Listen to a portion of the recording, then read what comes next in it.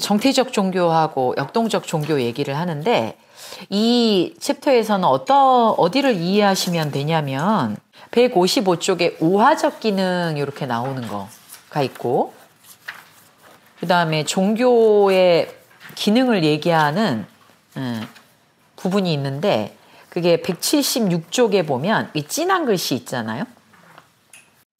종교는 지성의 해체적 능력에 대항하는 자연의 방어적 반작용이다. 요 진한 글씨랑 그 다음에 진한 글씨가 또 어디 나오느냐 189쪽에 나와요. 189쪽에 두 번째 관점에서 보면 종교는 죽음의 불가피성에 대한 지성의 표상에 대항하는 자연의 방어적 작용이다. 둘 다 자연의 방어적 작용이다. 요 얘기가 반복되고 있죠. 그리고 이제 뭐 레비브릴 이런 사람들 얘기 쭉 나오고 뭐 온갖 얘기가 나오는데 그 정리해 놓고 있는 게 이제 맨 마지막 부분에 294쪽이에요. 여기 쭉 정리하면서 정태적 종교의 일반적 기능.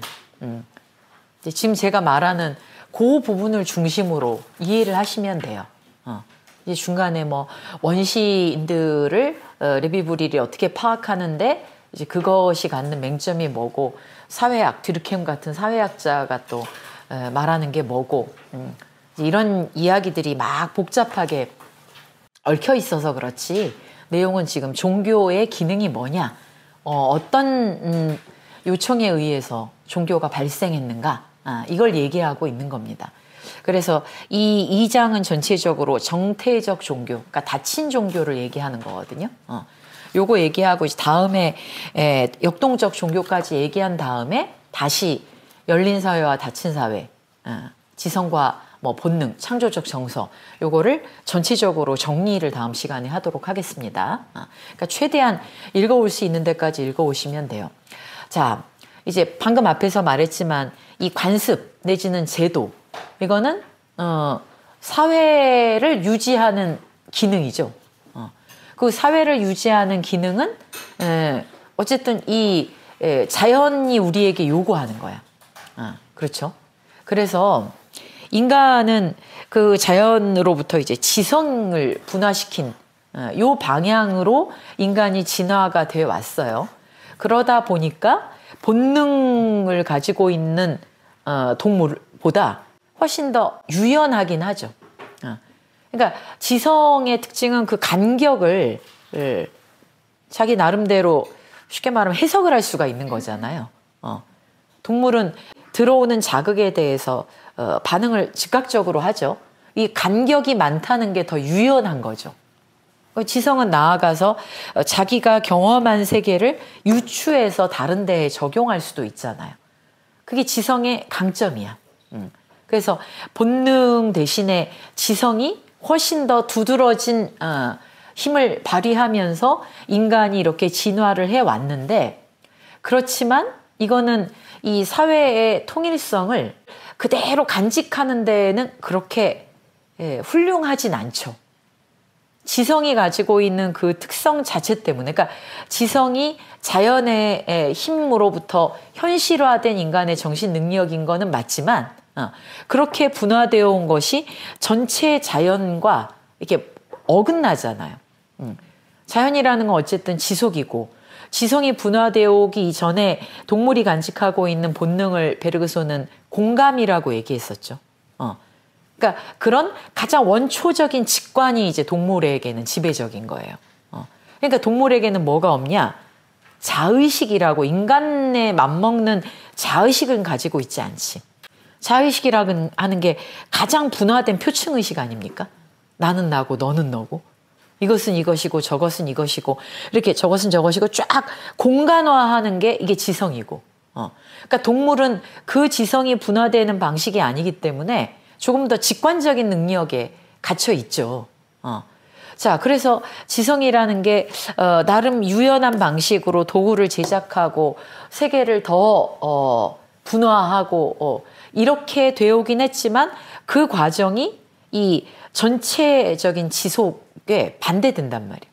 통일성을 저해한다고 할까? 아니면 통일성을 그대로 유지하는 데는 이 지성이라는 게 충분치 않아요. 근데 이제 이 지성은 한편으로는 뭐도 있냐면 반성적 의식이라는 것도 있죠. 개체에게. 그러니까 개체 반성적 의식은 뭐냐면 어떤 것에 대한 의식이잖아요. 어떤 것을 자기의 외부에 놓고 자기마저도 자기 외부에 놓고 그걸 리플렉트 할 수 있는 성찰, 반성할 수 있는 게 또 이 지성이거든요. 그러다 보니까 이 지성은 자연 안에서 분화되어 왔음에도 불구하고 그 자연으로부터 이렇게 대립되는 것 같은 이 자아가 그 자체로 자연의 통일성은 아니지. 이건 직관을 해치는 거잖아. 아까 앞에서 말한 것처럼. 이렇게 되어 왔다는 거예요. 그러다 보니까 이 인간에게 아까 말씀드린 대로 갈등이 생겨나는 거야. 한편으로는 인간 안에 내재되어 있는 건 어떤 통일적인 생명력 같은 거란 말이에요. 자기의 근원은 통일되어 있잖아요. 그렇지만 지성을 발달시키는 과정에서 인간은 그 통일성에서 분화되어서 고립된 개체성을 인식하고 살아가죠. 이 두 가지의 간격, 이 두 가지의 간격이 극대화되면 살아가기가 어려워. 그러니까 이 두 가지의 간격을 완화 내지는 보충하려고 하는 어떤 기능이 요청돼요. 그게 뭐냐? 그게 바로 우화적 기능이라는 거예요. 그러니까 이 우화적 기능, 이야기 만들기 기능, 이야기하기 기능이라고도 얘기할 수 있는 이 우화적 기능이라는 것은 그 통일성과 그다음에 개별성, 지성은 해체적 경향, 분산적 경향이 있습니다. 지성의 해체적 경향과 이 자연의 그 통일적 경향, 이 두 가지의 간격을 보충하기 위해서 요청된 허구적 기능인 거예요. 기능이 허구적이라기보단 기능 자체가 허구화를 하는 기능인 거지. 종교는 바로 이 기능과 연관됩니다. 그래서 뭐라고 얘기하냐면 지금 2장 시작할 때 이성적 존재의 부조리에 관하여 이러잖아요. 인간은 분명히 호모사피엔스인데 인간에게는 언제나 왜 종교적 성향이 내재돼 있을까? 그리고 이때 이제 종교적 성향이라는 건 합리적이지 않은 것들에 대한 믿음을 그냥 다 통과하는 방식으로 얘기하는 거죠. 말이 안 되는데 믿는다는 거예요. 21세기 대명천지에도 말이 안 되지만 믿잖아요. 그러니까 인간이 자기의 지성으로 완벽하게 이해할 수 없는 것은 믿지 않는 게 아니라 차라리 허구적인 이야기를 통해서라도 믿어.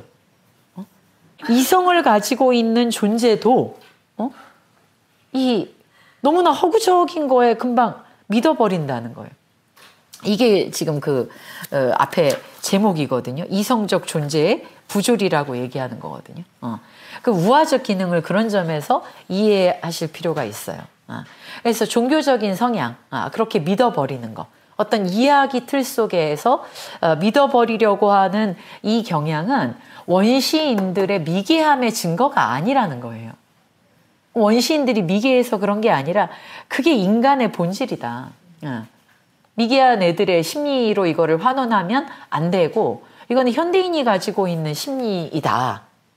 그 다음에 뒤르켐이 얘기한 것처럼 이 미신이라는 건 그냥 사회가 강요하는 어떤 집단적인 표상이기만 한 게 아니라 그것들을 믿고자 하는 이 개인의 메커니즘이다. 개인 마음의 메커니즘이기도 하다. 그래서 레비 브릴이라는 사람하고 이 뒤르켐 이 두 사람을 이게 다 비판을 하죠. 종교적 성향이라는 것이 원시인뿐만 아니라 현대인에게도 굉장히 보편적 사실로서 존재한다. 그럼 도대체 이것은 어디에서 왔는가 이렇게 질문을 끌고 가는 거죠. 그래서 그 종교적 표상의 존재론적 근거가 뭐냐? 이것은 어디에서 발생했고 어떻게 분화했느냐라고 할 때 인간이 지성을 가지고 도구를 제작하고, 그러니까 지성을 가지고 관계를 인식하고, 그래서 나무 가지를 가지고 위에 있는 거를 따내는 경험을 하면 거기서 끝나는 게 아니라 그거를 더 안정적으로 할 수 있는 도구를 제작하고 기계를 만들죠. 이게 지성이 하는 거죠.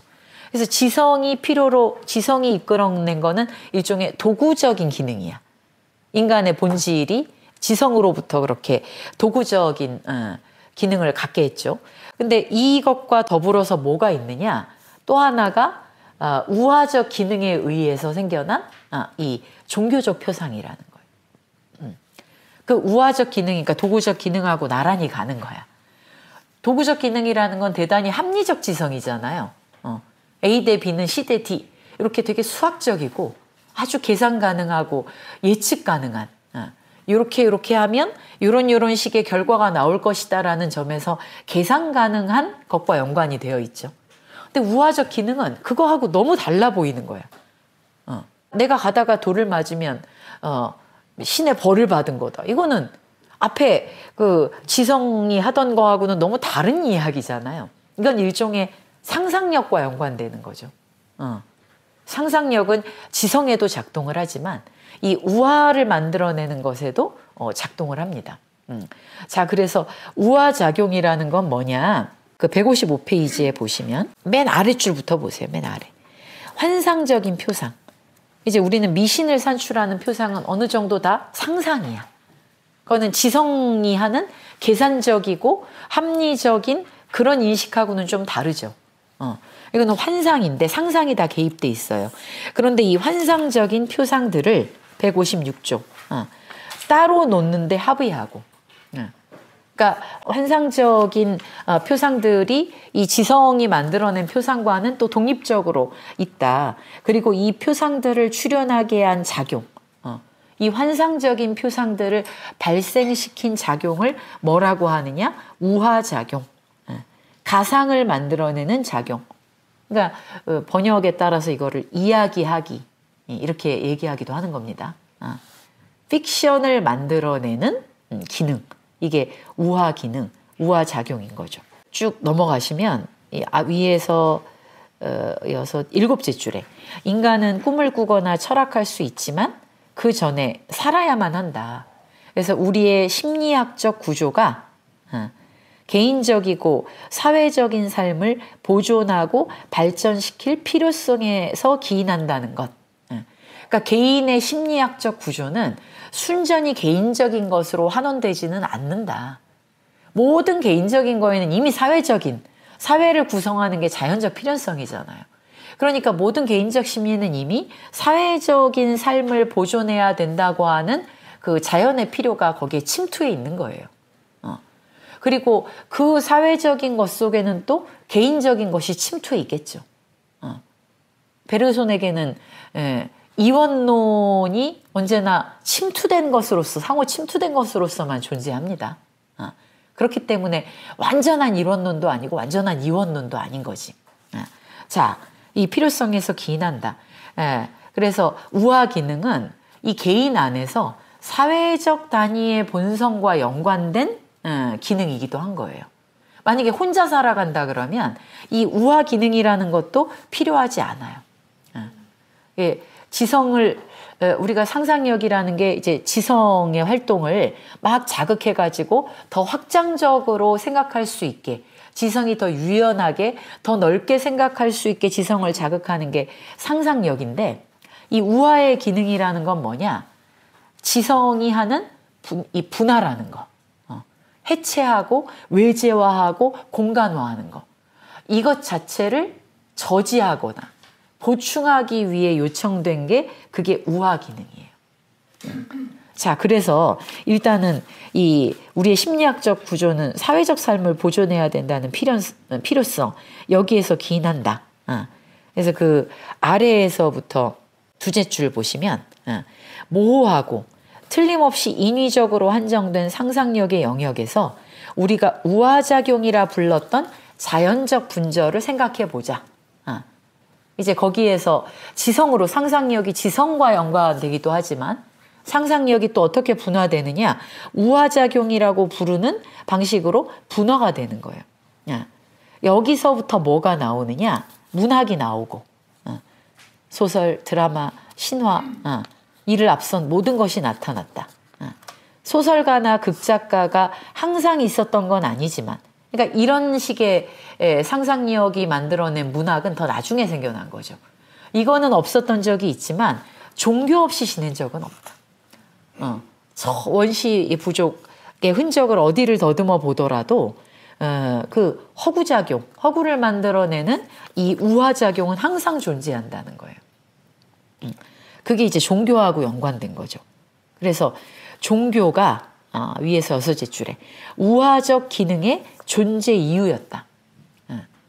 그러니까 우화적 기능이 왜 필요한가? 거기에서 우리는 종교를 만나게 돼요. 즉 종교와의 관계에서 이 기능은 원인이 아니라 결과일지도 모른다. 그러니까 종교적인 느낌이 사실은 우화적인 어떤 기능을 분화시켜냈는지도 모르겠다. 이렇게 얘기하는 거죠. 그러면서 아래줄에 가상은 픽션이라는 건 뭐냐? 그게 효력을 가지고 있을 때 힘으로써 작동을 할 때는 마치 환각 상태처럼 작동을 해요. 그냥 없어도 그게 있는 것처럼 믿게 된다는 거지. 이 가상이라는 게. 그래서 가상은 고유하게 지적인 기능들인 판단과 추론을 거부할 수 있다. 이게 그 가상이 갖는 기능입니다. 그래서 그 아래에서 157쪽의 아래에서 4째 줄 보세요. 만약에 지성이 초기에 개인과 사회에 대해 위험스러운 비탈 위에서 자기를 유지시켜야만 했다면 개인과 사회에 대해 위험스러운 비탈이라고 하는 건 이제 그 개인, 지성은 개인의 해체적 경향을 지향하잖아요. 그러면서도 전체 사회의 유기적 필연성, 이거를 또 완전히 벗어나지는 못하죠.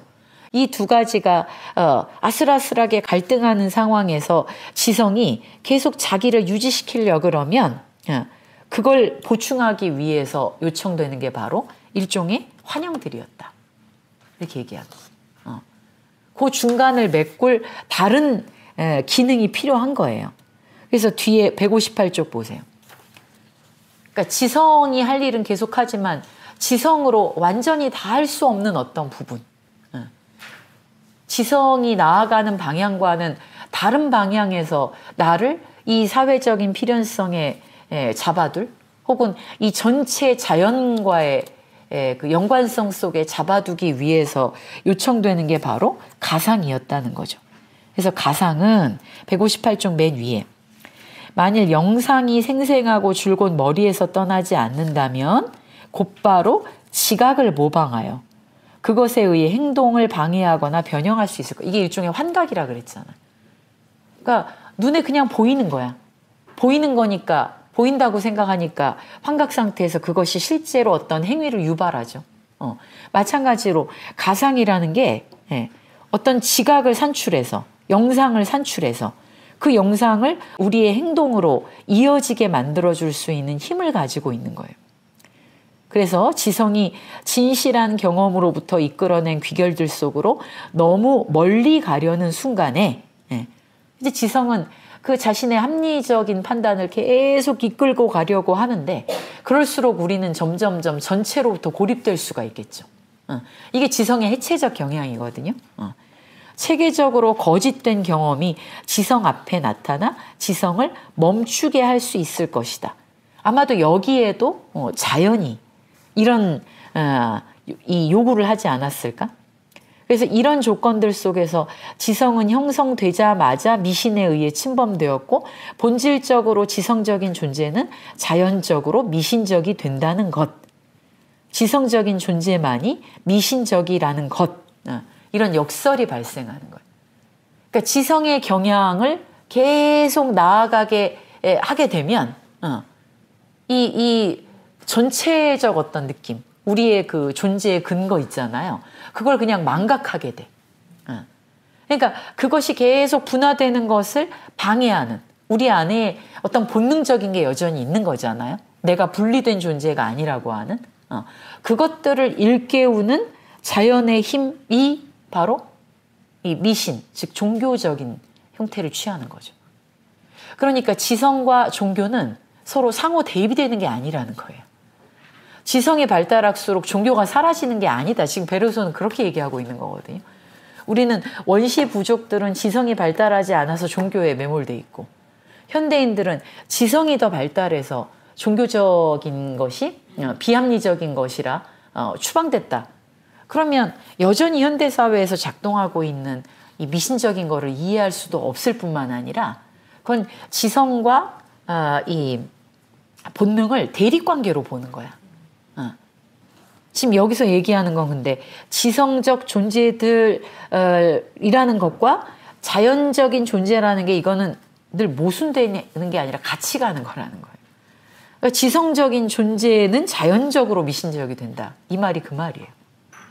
그래서 아까 그 우리가 읽은 그 진한 글씨가 아까 176쪽만 보세요. 지금 말한 거의 결론이기도 한데 그 진한 글씨 보면 종교는 지성의 해체적 능력. 지성의 해체적 능력이 바로 개인화, 개별화거든요. 분절. 모든 걸 하나하나 다 분절하고 개별화하고 개인화하는 것. 그래서 딱 떨어지는 방식으로 세상을 질서화하려고 하는 게 지성의 해체적 경향이야. 근데 그 지성의 해체적 경향 앞에서 그게 너의 근원은 아니야? 라고 거기에 저항하는 거. 그 지성의 해체적 능력에 대항하는 자연의 반작용. 이게 종교라는 거. 그러니까 종교가 만약 가장 비합리적인 거면 동물들이 가장 종교적인 거야 하잖아요. 그렇죠? 근데 왜 동물들은 종교적이라고 할 수 없어요? 동물들이 미신을 갖고 있진 않잖아요. 그러니까 미신을 갖고 있다, 종교적인 걸 갖고 있다는 건 그래서 아까 말한 대로 허구를 만들어내는 이 능력이 있어야 되거든요. 그럼 왜 허구를 만들어냈을까? 지성이 분화된 거는 필요에 더 잘 적응하기 위한 요청이었잖아요. 그것도 자연의 요청이죠.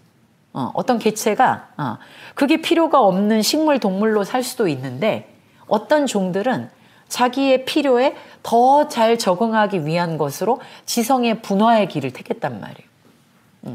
그것도 자연의 요청입니다.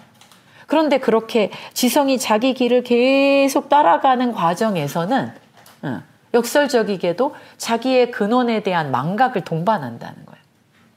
그것이 주는 불안함이 있거든요. 뒤에 나오지만 예를 들면 우리는 죽어야 하는 존재라는 걸 마주했을 때 동물도 죽는다는 걸 안다. 이제 베르그소는 그렇게 얘기하죠. 동물도 죽는다는 걸 알지만 동물들은 죽음을 성찰하진 않는다. 죽을 때 죽어. 죽음의 직면에서 동물들이 보이는 신호도 있어. 자기가 죽을 순간에 느끼는 뭔가가 있기도 해. 하지만 동물이 평소에 나는 죽음을 향해 가는 존재다. 죽음이란 무엇인가? 이렇게 생각하지 않죠. 그 다음에 죽음에 대한 두려움을 가지고 살아가지 않죠. 이거야. 그러니까 지성이 막 분화되어서 모든 것을 계산하고 예측하고 이럴 수 있는 방향으로 이렇게 가긴 했지만 그렇다 그래서 사라지지 않는 게 뭐냐? 인간의 저 근원적인 차원은 사라지지 않잖아요. 그것이 지성이 가지고 있는 반성적 능력이 그걸 오히려 일깨우기도 해. 지성을 갖고 있기 때문에 다른 존재가 죽는 걸 보면서 나도 언젠간 죽을 텐데 이렇게 생각하는 거 아니겠습니까? 그러니까 한편으로는 지성과 더불어서 지성의 분화의 길과는 다른 차원이 계속 자극되기도 하는 거지. 지성만으로 충분하지 않다는 것을 지성 스스로가 요청하기도 하는 거예요. 그렇기 때문에 이런 이상한 말을 쓴 거예요. 지성은 형성되자마자 미신에 의해 침범됐고 본질적으로 지성적인 존재는 자연적으로 미신적이 돼. 지성이 하는 도구 기능, 이걸 가지고 있는 존재는 동시에 그 지성으로 파악되지 않는 것을 허구적으로 조작해서 만들어내는 우화 기능도 필요로 해. 지금 그런 얘기입니다. 그래서 우화 기능, 그 아래 이제 단락 시작에 우화 기능은 무엇에 소용되며 자연은 어떤 위험에 대비해야 했는가? 이제 그런 얘기를 쭉 하면서 159페이지에 보시면 우리가 이제 신앙들을 보면서 어떤 부조리함 같은 거를 얘기하는데 그 맨 아래에서 159페이지 아래에서 넷째 줄에 보시면 이 환상적인 영상들 있잖아요. 우리가 막 뭔가 환상적인 영상들을 정신 속에서 만들어내는 거, 이거는 뭐냐면 일종의 본능의 산물이다. 잠재적 본능의 산물이다. 이렇게 아래 진하게 글씨를 얘기하고 있죠. 즉, 맨 아랫줄, 거의 환각적인 영상들이 지성적이고 자유로운 인간에게 암시하는 행동에 그 유용성에서 비교될 수 있는 행동을 진화의 다른 노선의 극단에 곤충들 사회들에서 본능이 기계적으로 유발하는 것을 본다는 의미에서 잠재적 본능. 그러니까 지금 이 문장이 길지만 이 유용성에서 비교될 수 있는 행동을 인간이 이제 자신의 지성적이고 이런 노선으로 가는 인간에게 유용한 것과 연관되는 이 행동을 우리는 다른 곤충들, 개미 같은 이들의 사회를 보면 얘네들은 그건 본능으로 이루는 거죠. 그러니까 다른 짐승들에게 본능으로 있는 것, 이것이 인간에게도 사라지지 않고 있어. 다만 지성을 분화시키는 과정에서 이것이 현실화되지 않고 잠재해 있을 뿐인 거죠. 그러나 그 잠재해 있는 것이 어떻게 나타나느냐? 이야기를 만들어내는 방식으로 동물들과는 다르게 발현된다는 거예요.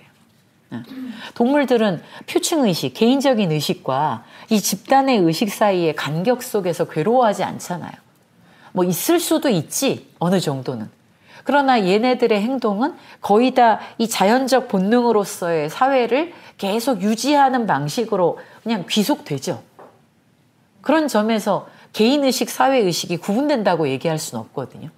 근데 인간에게서만 이 간격이 굉장히 극대화될 수 있잖아요.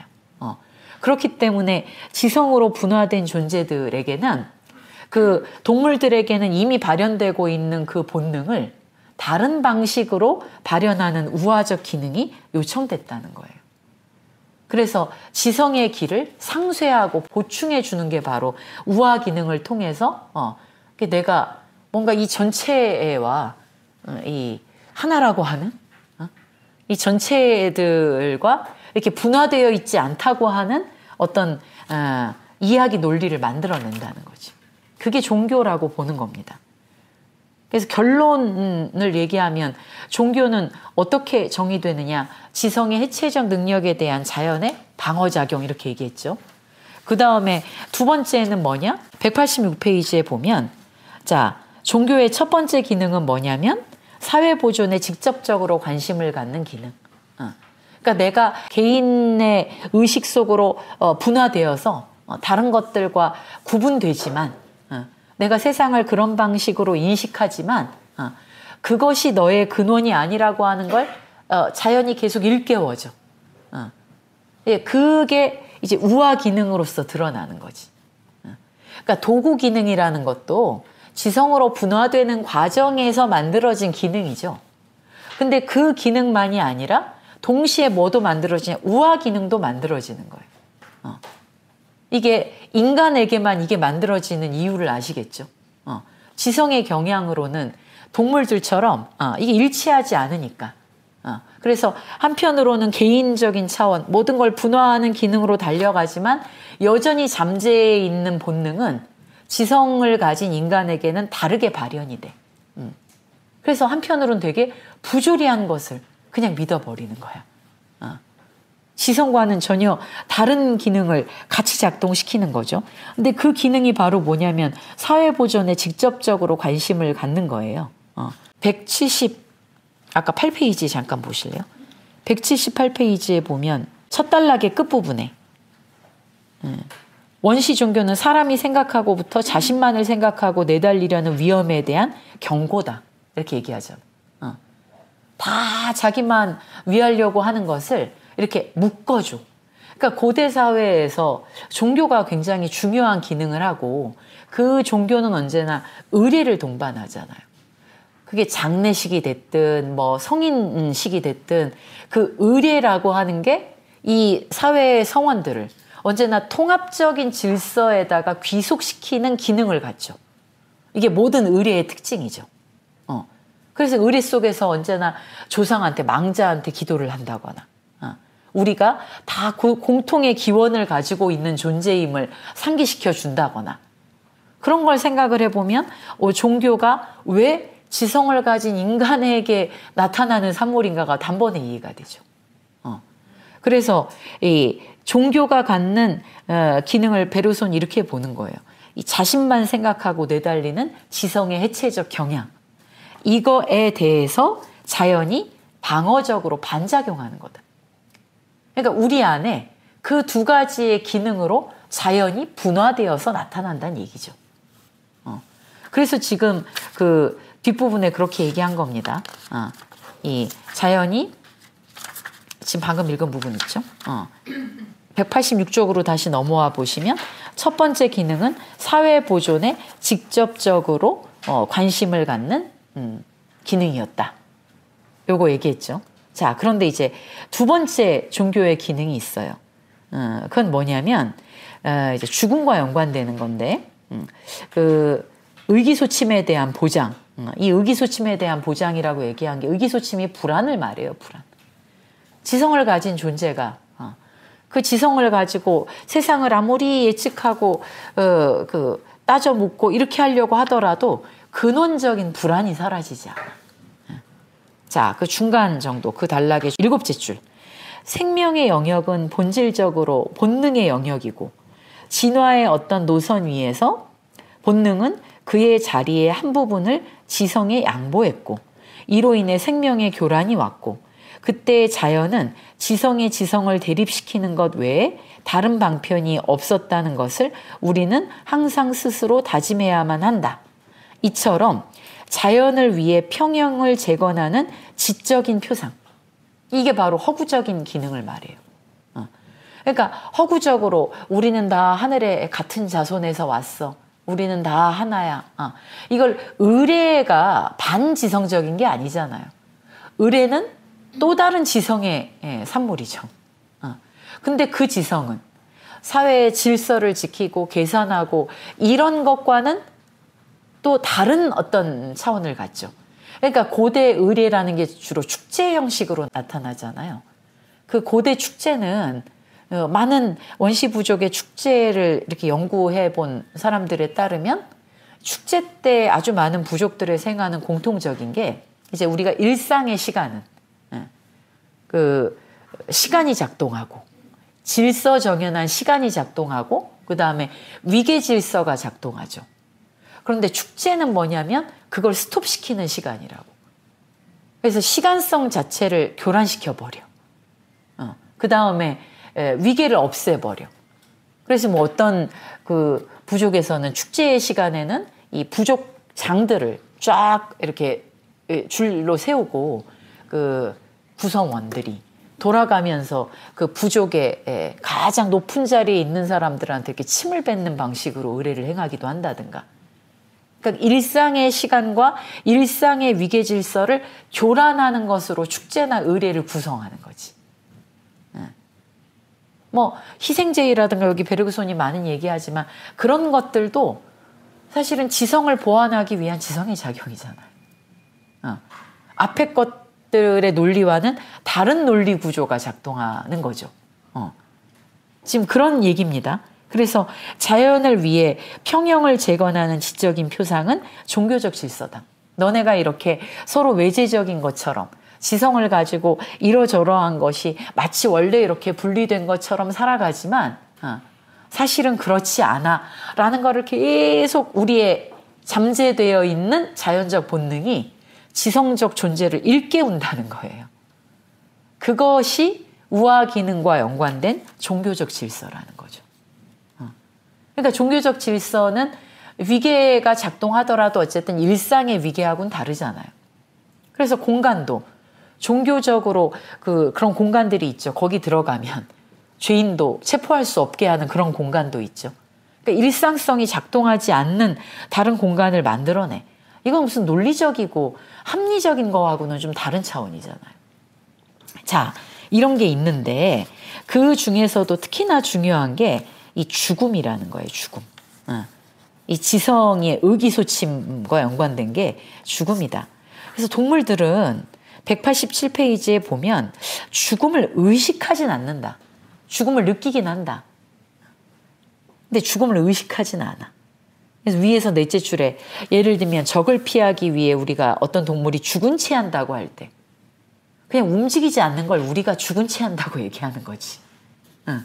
동물이 막 죽음이라는 걸 의식해서 죽음을 재현하는 걸까? 그건 아닐 거다. 그의 태도를 죽은 것처럼이라고 하는 거는 우리들이다. 그러니까 동물들 입장에서 그냥 움직이지 않을 뿐이다. 그래서 중간 정도에 보시면 187쪽에 죽기 위해 필요한 걸 하는 거랑 무엇으로 죽을 것이라는 것을 아는 것하고는 다른 거다. 그렇죠. 동물이 죽음의 관념을 가졌다고 하더라도 이제 그 중간 아래 부분에 보면 그걸 인정하더라도 동물은 자신이 죽을 운명이라는 것을 표상하지는 않는다. 그렇기 때문에 죽음에 대한 두려움을 갖진 않겠죠. 어떻게 죽을까를 생각하지도 않겠죠. 그래서 맨 아랫줄에 동물에게 그가 죽어야만 한다는 것을 아는 것보다 넘겨보시면 더 무용한 것은 없을 것이다. 그러니까 이 동물한테 더 유용하다면 모든 동물들이 죽어야 할 것에 대해 생각을 했겠지만 사실 이거는 동물한테는 유용하지 않아요. 우리한테도 죽어야만 한다는 걸 아는 게 그 자체로 유용하진 않잖아요. 자, 그러나 인간은 죽을 것이라는 것을 안다. 모든 생명체들은 삶에 집착해 있다. 삶의 요구에 부응하는 거잖아요. 그래서 삶으로부터 약동만을 가져온다. 모든 생명체들이 스스로를 어떤 영원한 상 아래서 사유하지는 않는다도 어쨌든 그 미래에 대한 형제 영원한 잠시 그들은 계속 현재를 살아가. 현재를 살아가는 것으로서 앞으로 나아가죠. 그렇지만 이제 그 일곱째 줄에 인간은 다르죠. 인간은 리플렉션을 할 수 있다고 반성적 지성을 가지고 있어요. 반성 능력을 가지고 있기 때문에 간격을 생각을 해. 지금 당장 유용한 것에 매몰되지 않을 수 있다는 거예요. 잠재적인 행동 가능성을 생각을 하고 거기에서 무용한 것을 하고 그다음에 지성의 특징 중에 하나는 머뭇거리고 주저하는 거라 그랬죠. 바로 반응하지 않을 수 있는 거라 그랬죠. 이게 지성의 유연성이죠. 그래서 직접적인 유용성이 없이 관찰하고 잠정적으로 무관심한 관찰들을 비교하고 귀납하고 일반화하는 능력 이런 게 지성이죠. 그러다 보니까 인간의 지성은 뭐가 죽으면 그냥 죽는구나가 아니라 저게 죽는다면 나도 죽겠구나. 이렇게 사유할 수 있다는 거예요. 그래서 자기도 언젠가 죽을 거라는 걸 납득을 해. 이게 동물하고 달라지는 지점이죠. 그래서 여기에서부터 이제 지성을 가지고 있기 때문에 생기는 불안. 지성 자신의 능력 때문에 결국은 갖게 되고야 마는 불안. 이런 걸 인간은 가지고 있는 거예요. 그래서 중간에 자연은 인간에게 지성을 부여하면서 좋든 싫든 인간을 이런 신념으로 인도했다. 근데 이 신념이라는 게 지성이 가지고 있는 신념이라는 게 자연의 운동을 역행하는 거다. 만일 생명의 약동이 모든 생명체들에게 죽음에 대한 표상을 외면하게 한다면 실제로 그랬죠. 근데 인간한테는 죽음에 대한 사유가 생명의 약동하고는 다른 거잖아요. 근데 이제 이 부분, 이 죽음과 삶을 베르그소는 이렇게 얘기했지만 이거를 좀 넘어가서 죽음 자체를 삶을 추동하는 기관이면서 장애물로 이렇게 좀 다르게 보는 게 그게 장켈레비치라는 베르그손 연구자가 있다 그랬죠. 장켈레비치의 죽음이라는 책이 있어요. 되게 두꺼운.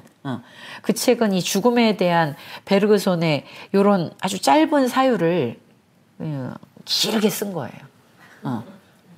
레지스탕스 활동을 하면서 저 지하에서 이제 막 동지들의 죽음의 소식이 날이 멀다 하고 들려오는 그 한복판에서 그 시간을 이겨내기 위해서 장켈레비치가 이제 연설을 한 거죠. 사람들한테. 그 강의한 것이기도 한데 강의록이에요. 근데 거기서는 이제 이 생각을 조금 더 넘어갑니다. 근데 베르그손은 이렇게 얘기하죠.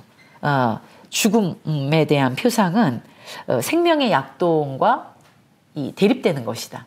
그렇지만 이 인간에게 있어서 그런 의미에서 죽음에 대한 사유는 생명의 운동을 지연시킨다 이렇게 대립적으로 보잖아요.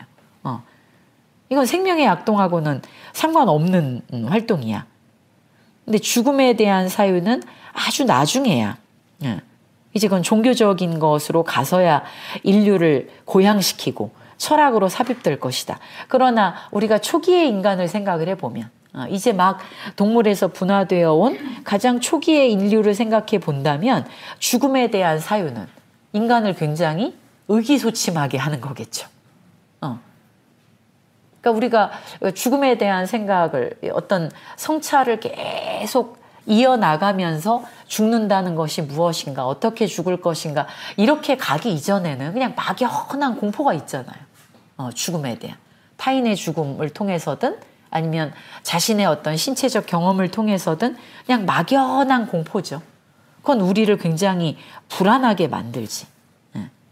그래서 뒤에 이제 세 번째 줄에 아래서 세 번째 줄에 보면 인간은 죽는다는 게 확실한데도 죽을 날을 모르고 있을 것이기에 더더욱 불안하고 죽는 사건이 일어날 것이라고 일어날 것이 틀림없다고 해봐야 그게 선연하게 받아들여지진 않잖아요. 공포가 사라지진 않잖아요.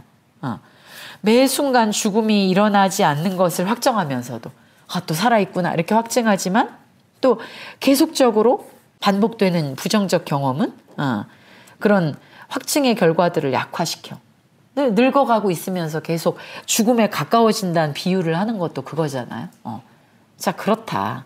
그래서 세 번째 줄, 189번 세 번째 줄에 사는 것만을 생각하도록 만들어진 생명체들의 세계에서 이 지성에 의한 반성과 더불어서 솟아오르는 우린 언젠가 죽을 것이다 라고 하는 이 죽음에 대한 표상, 이거는 자연의 의도를 거역하는 것이라는 것. 그러니까 생명의 약동과 어쨌든 반대되는 거라는 사실. 이거는 분명하다. 자연은 자신의 고유한 길 위에 놓여있는 장애물 위에 채여 비틀거릴 것이다. 그러니까 자연은 계속해서 약동을 발산하면서 진화를 하도록 하잖아요. 근데 이 죽음에 대한 생각 속에서 이 지성을 가진 인간들이 의기소침해 있다는 거야. 그것을 일깨워 주기 위해서 종교적 차원이 발생했다는 거죠. 그러니까 지성의 분화와 더불어서 지성의 기능, 지성이 도구를 제작하는 이 기능을 가진 것과 더불어서 지금 이런 측면들을 보충하기 위한 것으로서 잠재적 본능이 발현한 게 그게 우화 기능이라고 보는 거예요. 그래서 이제 인간들이 죽음이 불가피하다는 걸 알지만 거기에 여러 가지 표상들을 막 만들어내는 거지. 사후관념도 만들어내고 뭐 영원한 삶 이런 걸 만들어내. 그래야만 의기소침해 있는 지성을, 인간을 보충할 수 있는 거예요. 그렇기 때문에 맨 마지막 종교는 죽음의 불가피성에 대한 지성의 표상. 다 죽을 텐데 뭐 하려고 살아? 이렇게 될 거 아니에요? 언젠가 죽을 것이다라는 확실성 앞에서 굉장히 무기력해지겠죠. 그렇게 무기력 속으로 전락하지 않도록 하기 위해서 잠재적 본능이 그 지성적 본능과 함께 반작용적으로 현실화되는 거야. 그게 우화 기능이야. 이렇게 얘기하는 거죠. 두 번째, 종교는 어떻게 정의될 수 있느냐? 이런 죽음의 불가피성에 대한 지성의 표상. 다시 말하면 의기소침해진 지성을 보완해주는 자연의 방어적 반작용이다. 그러니까 종교의 원천도 사실은 뿌리는 자연인 거예요. 뿌리는 자연이지만 이 문제는 도덕으로 충분하지 않죠. 그러니까 도덕이라는 건 그냥 사회적인 것을 이루고 살아야 된다고 하는 요청이에요. 근데 종교는 사회적인 걸 이루고 살아야 된다라는 요청 이상의 것이죠. 그러니까 이거는 도덕으로부터 종교가 또 분화되어 오는 거지. 그래서 요 두 가지 앞에서 말한 그 지성의 해체적 능력이 심화됨에 따라, 그 다음에 두 번째는 죽음의 불가피성에 대한 의기소침, 무기력이 심화됨에 따라 이것을 보완해주기 위한 반작용으로서 이 우리에게 내재해 있는 잠재적 본능이 또 다른 기능으로 현실화되게 하는 거예요. 그게 바로 그 앞에 것에 대해서는 이제 다 이 근원적으로 우리는 하나라고 하는 이 느낌을 만들어주는 거. 그런 게 의례 같은 것을 동반하는 종교적인 활동이겠고, 그 다음에 죽음의 불가피성에 대해서 아니야 죽어도 영원히 살 수 있다거나 뭐 나름대로 뭔가를 많이 만들어내잖아요. 그 두려움을 극복하려고. 그것이 그 잠재적 본능이 일깨워서 현실화된 우화 기능이라는 거예요. 그러니까 우화 기능은 뭐다? 잠재적 본능의 현실화다. 자, 그렇게 얘기합니다. 그래서 그 우화 기능이 어떤 방식으로 작동했는가, 이제 이 예를 쭉 얘기하는 거죠. 종교가 어떤 환상들을 만들어내는가, 어떤 이미지들을 만들어내는가, 그 얘기가 쭉 이어지는 겁니다. 202쪽에 이제 세 번째 진한 글씨가 나옵니다. 202에서 203쪽에 취해진 시도와 바라던 결과, 내가 어떤 것을 목적하면서 어떤 행위를 하잖아요. 이렇게 하면 이렇게 되겠지라는 걸 바라고 어떤 시도를 하죠. 그런데 그것의 결과가 내가 시도하면서 바랬던 것과 꼭 일치하진 않죠. 이 둘 사이에 불가 예측성, 그러니까 예측이 불가하다는 거야. 그러니까 내가 뭘 해도 결과가 내가 의도한 것과는 다르게 나타나기 때문에 우리는 계속 낙담하잖아요. 그 불일치성에서 오는 여백이 있죠. 여백. 그 불일치성 자체가 여백이죠. 이 여백에 관한 지성적 표상에 대항하는 자연적 방어의 반작용. 이게 또 자연이야. 이것도 아시겠죠? 이거는 이제 앞에서부터 쭉 얘기되는데, 그 201페이지에 보시면 우리가 뭔가를 예측하고 행위를 한다는 거예요. 근데 예측하고 행위를 하지만 언제나 예측하지 못한 일이 또 일어나죠. 그래서 예측하지 못한 일이 일어났을 때 인간은 더 잘 예측해야지 이렇게 되지 않죠. 예측하지 못한 일이 일어났더라도 그 시도와 결과 사이의 여백, 이걸 어떻게든 메꿔가야 또 시도하고 살아가잖아. 안 그러면 시도 자체가 불가능하게 되잖아요. 201쪽에 세 번째 줄, 화살을 쏜 야만인은 화살이 목표에 명중할 건지 어떨 건지 몰라. 그 동물들이 먹이한테 달려들 때처럼 행위와 결과 사이에 연속성이 없어. 쏘긴 쏘는데 쏜 것이 어디에 닿을지, 내 시도가 어떤 결과를 낳을지는 예측할 수 없잖아요. 예측되지 않은 거를 끌어들이면서 이제 그 뭔가 그 여백이 뻥 뚫리게 되는 거죠. 공허가 여백입니다. 근데 지성은 물질에 대해 기계적으로 행동하기 위해 만들어졌어요. 그래서 지성은 사물을 기계적으로 표상을 하죠. 그렇지만 우리가 이제 그런 걸 가정하고 내가 이렇게 하면 이렇게 될 것이다라고 지성은 생각을 해. 세계를 기계론적으로, 우주를 그렇게 표상을 하는 거예요. 그렇지만 그렇게 되지 않죠. 그거는 지성의 이상일 뿐이야. 바람일 뿐이야. 그러니까 이제 중간 보시면 이와 같은 이상은 실현되지 않죠. 번번이 배반당하죠. 기껏해야 지성의 작업에 자극제로 사용해. 그러니까 이렇게 될 거야 라고 생각을 하고서 하는 것 뿐인 거지. 될 거라고 생각을 하면 더 그래도 해보려고 하게 되잖아요. 애초에 안 될 거야 이렇게 생각하는 것보다 될 거야, 그런 점에서 자극제긴 하거든요. 그래서 인간 지성은 사실은 자신에 의해 매우 불완전하게 알려진 물질에 대해 아주 제한된 작용에 만족해야 돼. 모든 걸 예측할 수 있지는 않잖아요.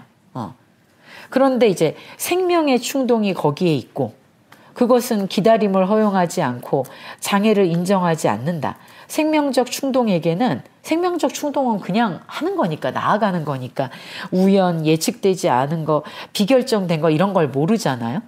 생명적 충동은 언제나 도약하면서 진행하고 이 약동이 간격을 먹어 치워버리기에 목적만을 본다.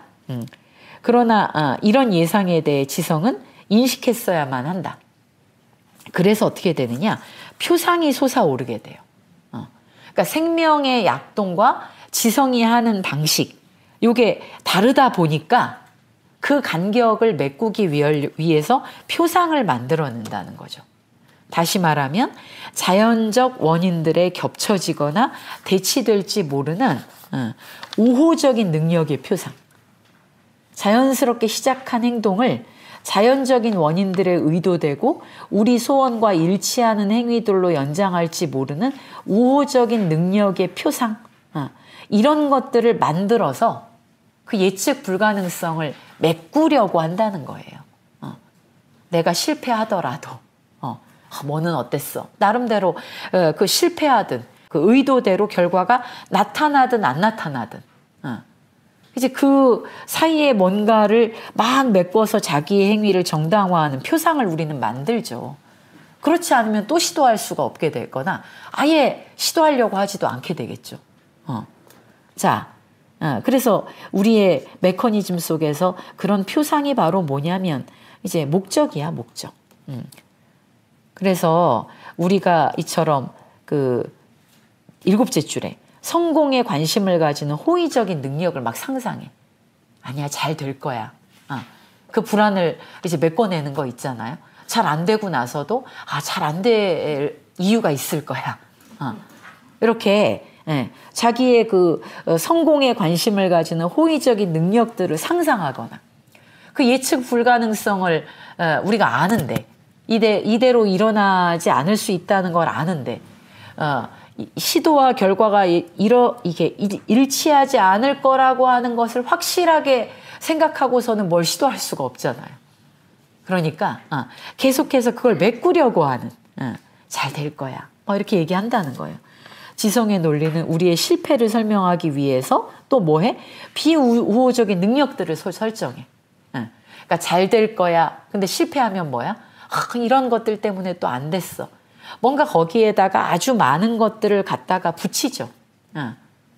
그리고 이제 뭐 종교적인 것도 그 중에 하나죠.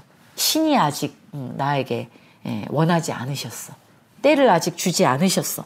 이런 방식으로 그런 믿음도 유용성이 있죠. 그래서 그 아래에서부터 이제 우리를 돕는 힘이든 우리를 방해하는 힘이든 그 힘을 표상하는 거예요. 아시겠죠? 이게 종교라는 거예요.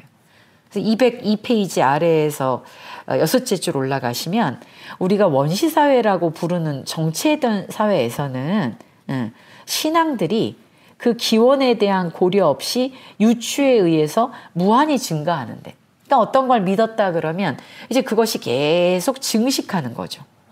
근데 이런 정체들 사회에서는 또 무엇보다도 돕는 힘이 증식해.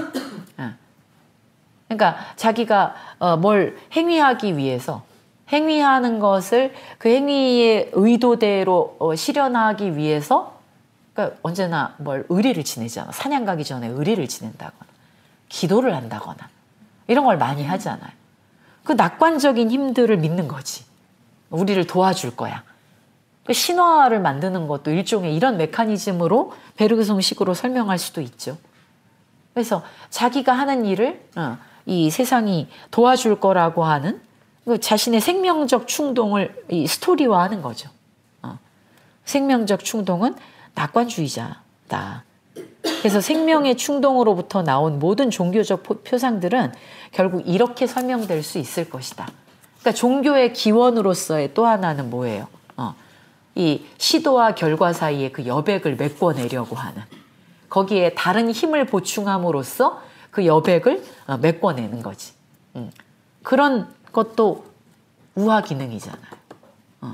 이것이 또 하나의 자연의 방어적 반작용. 지성의 그 자신 없음, 지성의 의기소침을 메꾸러 오는 잠재적 본능의 활동인 거죠. 페르소는 이게 종교를 설명하는 방식입니다. 그래서 이 종교가 이런 메커니즘으로 자연의 방어적 반작용의 현실화인 거잖아요. 종교는. 그렇기 때문에 종교는 인간한테 어떤 유용성을 갖느냐? 그 자기 존재에 대해서 지성적인 인간이 가지고 있는 근원적 불안, 고립감, 그 다음에 이런 의기소침함, 이런 것들을 보완해 주는 거지. 그러니까 우리가 나이가 들어서 종교적인 것을 향하게 되는 이유도 사실 그렇게 설명할 수 있지. 젊을 때는 이제 자기 지성에 대한 믿음이 충만하잖아요. 어떻게 보면 생명적 충동이 되게 막강할 때기도 하고. 그러니까 굳이 이 어떤, 그리고 사회적인 활동을 또 많이 하니까 사회적인 자아의 개인적 자아가 어느 정도 일치되어 있죠. 근데 나이가 들거나 아니면 그 사회적인 자아에 일치시키기 이전에 어렸을 때는 이게 안 맞잖아요. 사회적으로 요구되는 것과 자기 자신의 인격이 안 맞잖아요. 특히나 그 노년이 되면 이 지성의 의기소침과 불안이 더 심해지지. 어느 정도 살고 나면 이제 내 의도대로 되는 일이 하나도 없다는 걸 알게 되기도 하고, 의기소침해지기도 하고, 그 다음에 죽음에 대한 불안도 점점점 앞에 고지가 보이는 것 같다는 느낌을 갖게 되잖아요. 언제 죽을지 모르지만 어쨌든 노년이 젊음보단 죽음에 가까워졌다고 하는 표현을 우리가 쓰잖아요. 그렇기 때문에 그 불안이 더 심해지거든요. 이제 그럴 때 그 여백, 그 지성의 불안과 의기소침함과 이런 것들을 메꾸는 어떤 게 더 필요해지지. 그러니까 자연스럽게 종교로 이끌리는다는 걸 설명할 수 있지 않을까요? 종교가 하는 이 기능들을 설명을 해보면.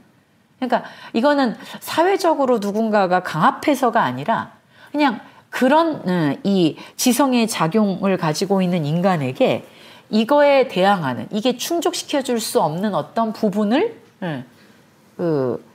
충족시켜주러 혹은 보충시켜주러 일깨워진 자연적 본능의 산물이 우화 기능이라는 거예요. 그러니까 쉽게 믿지. 쉽게 어딘가에 자기를 의지하려고 하지.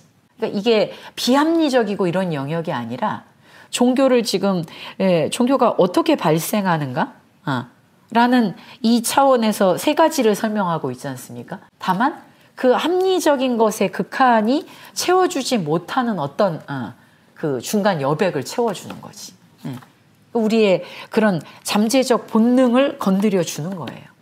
이 종교를 그래서 지금 베르그손이 이렇게 종교의 발생을 일단 설명하고 있는 거예요.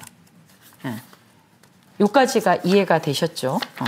그런 다음에 이제 근데 그 안에서 이제 닫힌 종교와 열린 종교 그걸 얘기를 할 수 있는 거지. 우선 여기까지 203쪽까지 종교의 발생을 어떻게 이야기하는가. 그거 이해하시면 됩니다. 이 앞부분, 이 장의 앞부분은. 자, 그러면 뭐 좀 쉬어야 되나? 그럼 잠깐만 쉬겠습니다.